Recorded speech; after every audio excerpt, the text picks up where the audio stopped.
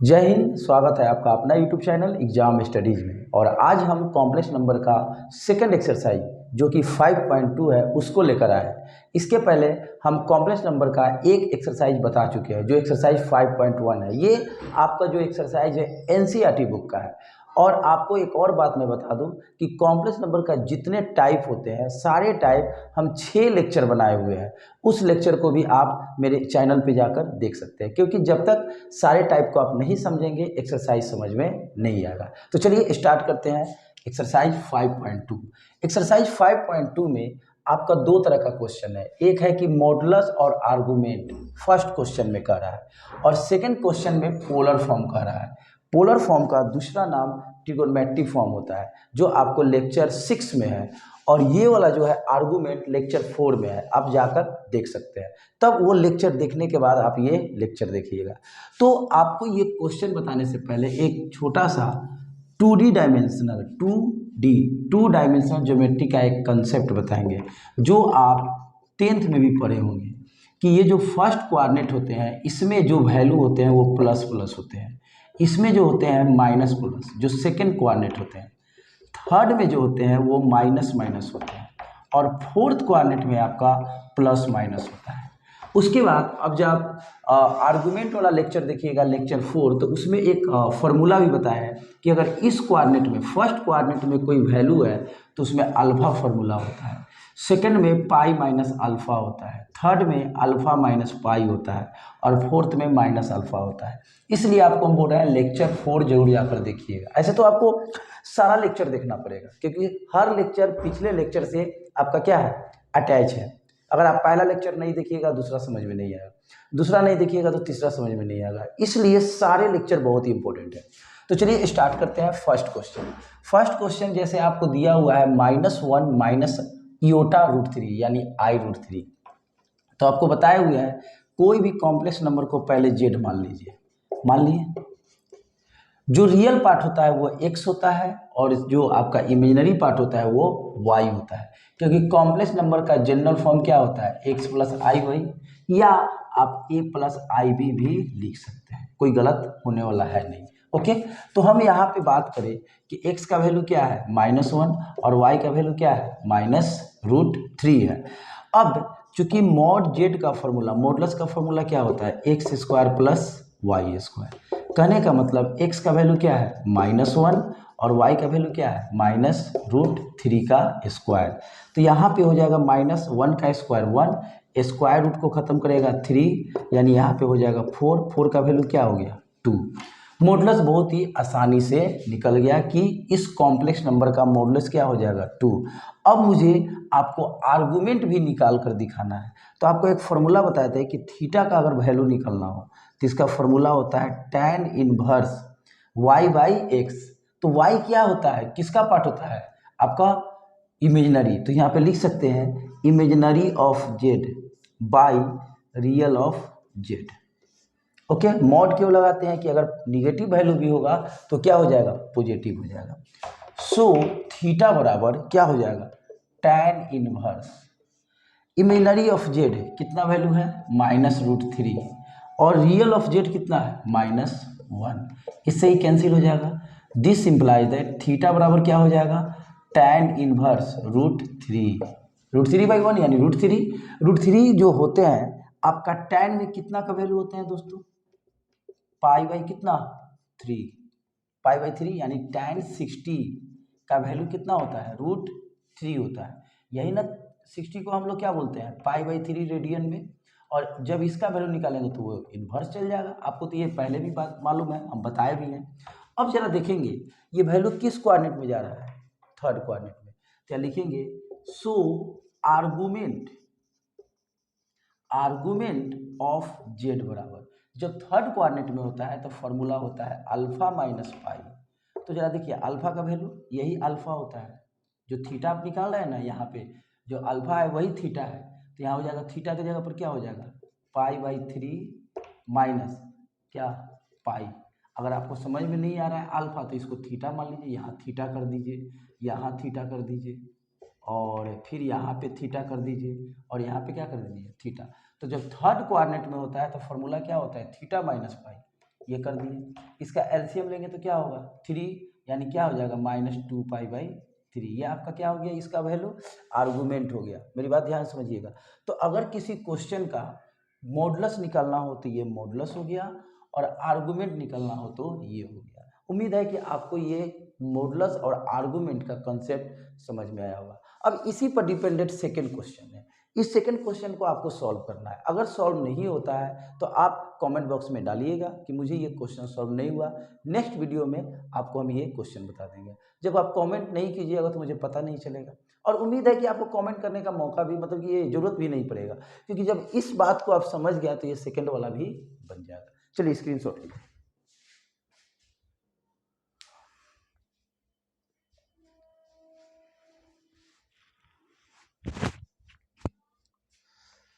चलिए आगे देखते हैं।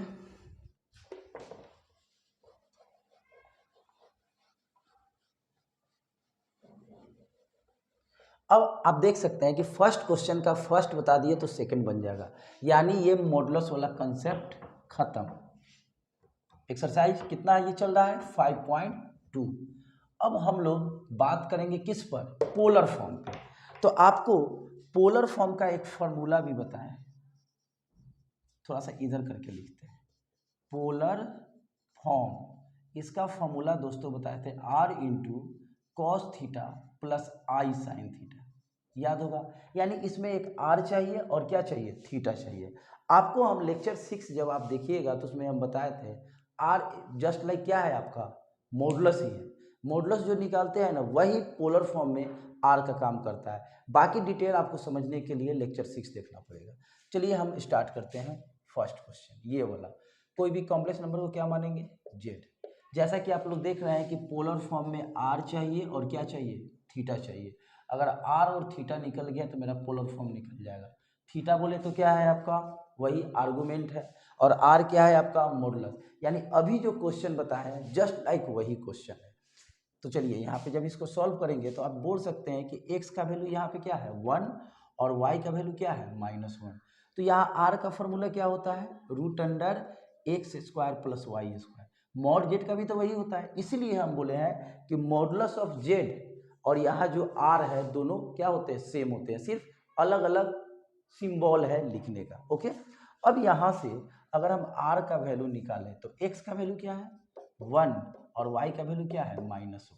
अब ये करेंगे दोनों प्लस में हो जाएगा, वैल्यू कितना हो जाएगा √2। r का वैल्यू बहुत ही आसानी से निकल गया। अब मुझे थीटा भी चाहिए, तो अभी बताया है कि थीटा का फॉर्मूला क्या होता है, tan इनवर्स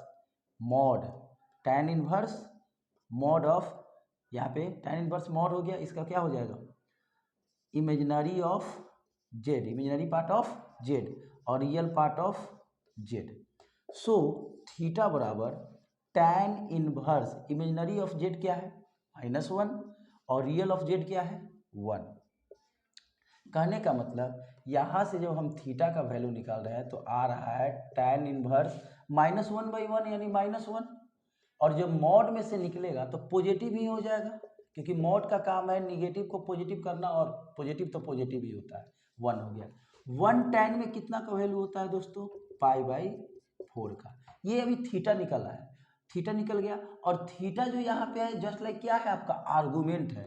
सो अगर हम यहाँ आर्गुमेंट निकालें, हाँ एक चीज़ आपको बता दें, ये मत समझिए कि जो थीटा आया वही यहाँ पुट करेंगे। भले ये थीटा निकाल रहे हैं लेकिन ये जो थीटा है जस्ट लाइक ये क्या है आपका आर्गुमेंट है, यानी आपको आर्गुमेंट निकालना होगा। तो बताइए, तो प्लस माइनस किस घर में गया, प्लस माइनस फोर्थ में क्या होता है कि जो आर्गुमेंट आप निकाल रहे हैं, जो वैल्यू आ रहा है उसको सिर्फ निगेटिव कर दीजिए। आप देख सकते हैं, तो आप समझ सकते हैं कि जब हम लोग आर्गुमेंट निकालते हैं तो ये कोऑर्डिनेट कितना इंपॉर्टेंट है। अब आगे का बात, पोलर फॉर्म निकलना है तो लिखेंगे सिंस पोलर फॉर्म बराबर क्या होता है r/cos थीटा प्लस कितना i sin theta. So polar form is equal to r की जगह पे क्या लिख देंगे √2, उसके बाद cos थीटा का वैल्यू क्या है -π/4 प्लस i sin थीटा का वैल्यू क्या है -π/4। आप देख सकते हैं कि पोलर फॉर्म निकालने के लिए एक आर्गुमेंट चाहिए और आर चाहिए। आर क्या है आपका? मॉडुलस है। स्क्रीनशॉट लीजिए।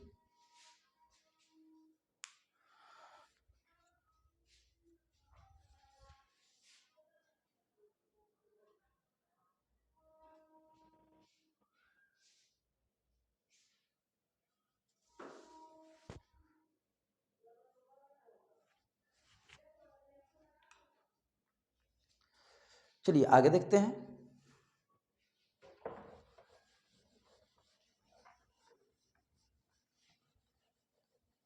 अब देखिए दोस्तों, जब हम ये क्वेश्चन बता दिए तो उसी पर ये बन जाएगा और उसी डिपेंडेंट क्या कौन सा क्वेश्चन है ये आपका। दो टाइप अलग अलग है, एक ये डिजिट और एक ये आई। हम इस क्वेश्चन को बता देते हैं।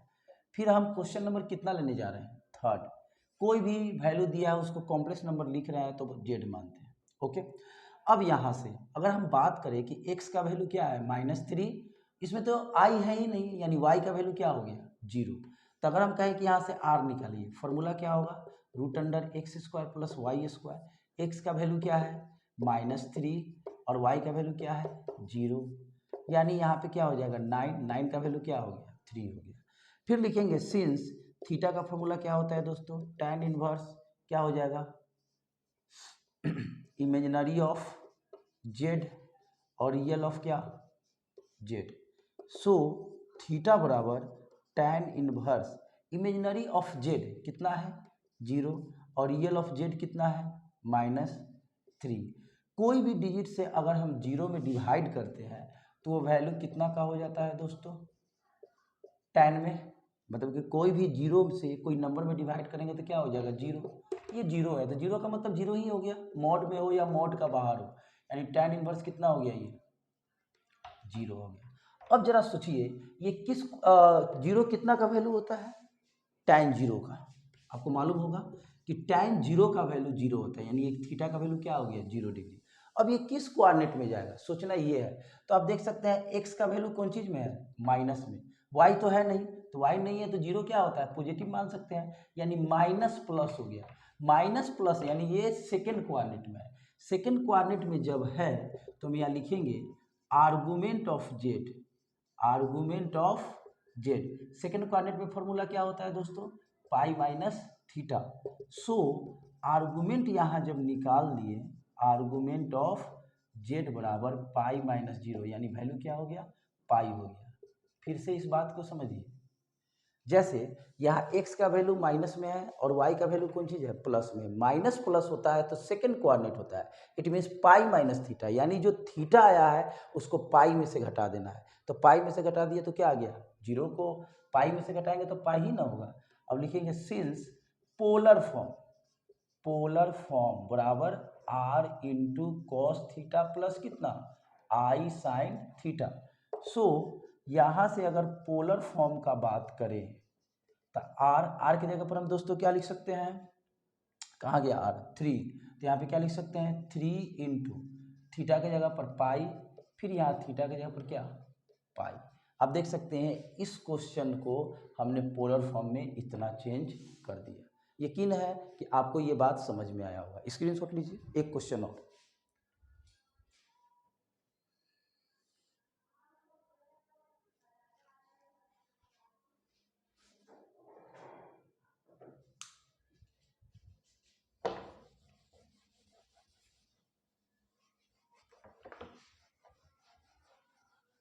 सॉरी, कोऑर्डिनेट को मिटा दिया, हम फिर से कर देते हैं यहाँ पे। ये किस क्या होता है आपका? अल्फा। सेकेंड कोऑर्डिनेट में जाएगा तो pi minus alpha, alpha minus pi, और यहाँ पे क्या हो जाएगा? अल्फा। चूंकि थीटा माने हैं तो थीटे मान कर चलिए, उससे कुछ फर्क पड़ेगा नहीं। मानने के लिए तो हम कुछ भी मान सकते हैं। ये माइनस हो जाएगा। ओके। अब हम लोग आते हैं इस चैप्टर का लास्ट क्वेश्चन पे। इसको हम जेड मान लिए। इसको अगर हम चाहें तो 0 + i कर सकते हैं दोस्तों, बिल्कुल कर सकते हैं। अब यहाँ x का वैल्यू क्या हो गया? 0 और y का वैल्यू क्या हो गया? 1। सिंस r का फॉर्मूला क्या होता है? √x² + y²। सो r बराबर, यहाँ पे आप देखिए x का वैल्यू क्या है? 0 और y का वैल्यू क्या है? 1। यानी वैल्यू कितना आ जाएगा? 1 ही आएगा। अब जरा देखिए, फिर थीटा निकालेंगे। थीटा का formula tan inverse imaginary of क्या? जेड और फिर रियल ऑफ क्या? जेड, मॉड लगा देंगे, इसलिए थीटा बराबर tan inverse imaginary of Z कितना है दोस्तों 1 और रियल ऑफ जेड कितना है 0। 1/0 क्या होगा इन्फिनाइट, इन्फिनाइट tan में कितना का वैल्यू होता है दोस्तों 90 का, यानी π/2। अब देखते हैं किस कोऑर्डिनेट में गया, दोनों प्लस में है तो किस कोऑर्डिनेट में जाएगा फर्स्ट कोऑर्डिनेट में ही जाएगा, इसलिए जो आपका आर्गुमेंट होगा, आर्गुमेंट ऑफ जेड जो आपका थीटा आया है वही आर्गुमेंट हो जाएगा, समझ सकते हैं। अब हम यहाँ से अगर हम पोलर फॉर्म निकालें तो पोलर फॉर्म का formula r into cos theta plus कितना i साइन थीटा। सो यहाँ से हम लोग पोलर फॉर्म निकालते हैं तो r की जगह पर क्या लिख देंगे 1 और यहाँ पे हो जाएगा थीटा की जगह पर π/2 और प्लस यहाँ पे भी π/2। 1 का तो कोई मीनिंग नहीं है इनटू में, तो क्या उतर जाएगा cos π/2 प्लस i साइन π/2। अब इस क्वेश्चन को हमने पोलर फॉर्म में चेंज कर दिया।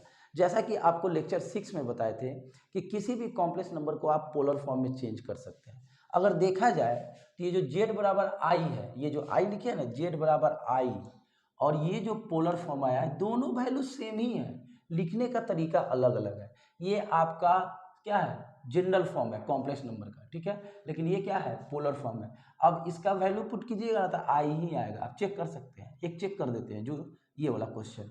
cos 90 का वैल्यू दोस्तों क्या होता है 0 प्लस i, साइन 90 का वैल्यू क्या होता है 1, 0 तक खत्म हो गया i 1 जा i, देखिए आ गया। यानी जो आपका पोलर फॉर्म होता है एक्चुअली में वो दूसरा वैल्यू नहीं होता है, वो जो कॉम्प्लेक्स नंबर का जनरल फॉर्म होता है उसी का दूसरा फॉर्म होता है, उस फॉर्म को क्या बोलते हैं ट्रिग्नोमेट्रिक फॉर्म या पोलर फॉर्म। स्क्रीनशॉट लीजिए।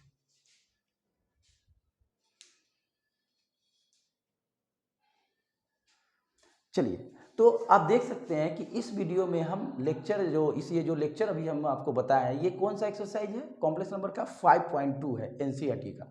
इसके पहले हम 5.1 बता चुके हैं। चलिए नेक्स्ट वीडियो में हम 5.3 लेकर आए, तब तक नमस्कार।